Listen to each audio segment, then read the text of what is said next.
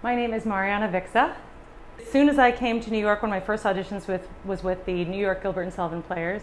So I sang with them for a number of years and then expanded more into opera.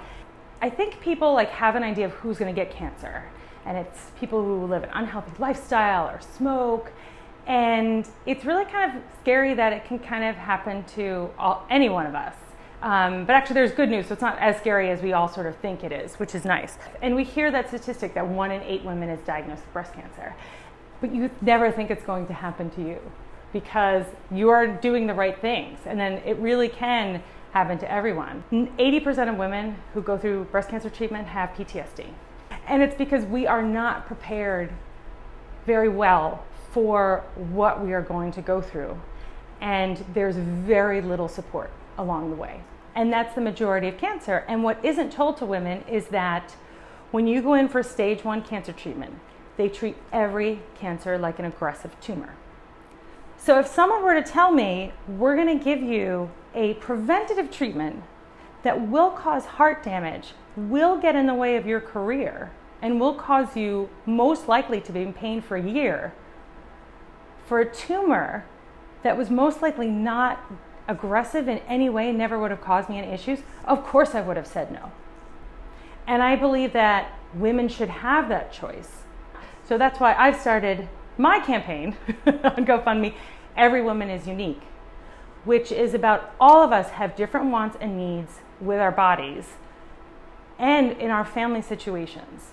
So we should get to decide how aggressive we want to go with our cancer treatment with information of how aggressive our tumor is and the side effects of all the treatment. By the time I walked into Removery, and I'm like, oh, another group of people are going to be touching me. It's another time that it's going to be painful, but I want to get these tattoos removed. And so I remember I was in the elevator thinking this, and I walked in and they were all smiles.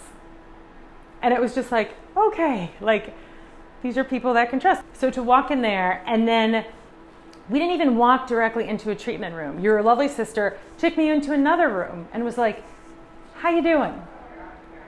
And it was like, oh my, I'm getting teary-eyed because it was like, thank you so much for asking. And immediately there was a level of trust there. And then as we're talking about how the Removery also helps victims of sex trafficking, and people who have tattoos on their face from gangs because they want them to have a better life. You realize how much love, support your business has. And a business doesn't have to have that. People could just come in and get their tattoos removed.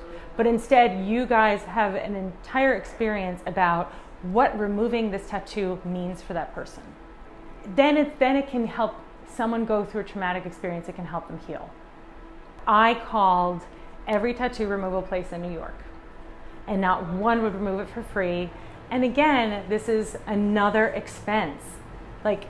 For breast cancer afterwards, you have to pay for so much treatment. So to also have one less expense and having that care at the same time is just such an incredible experience. And to walk in and feel like a safe environment after feeling like you were sort of, getting that betrayal throughout the entire cancer journey, to have a place that it's like, I'm going to go there and they're going to take really good care of me and they're going to do what they say they're going to do. That's amazing. And you guys do that every day, probably, for people. Thank you so much, because it does mean the world to us. Yeah, I hope you guys know that, definitely.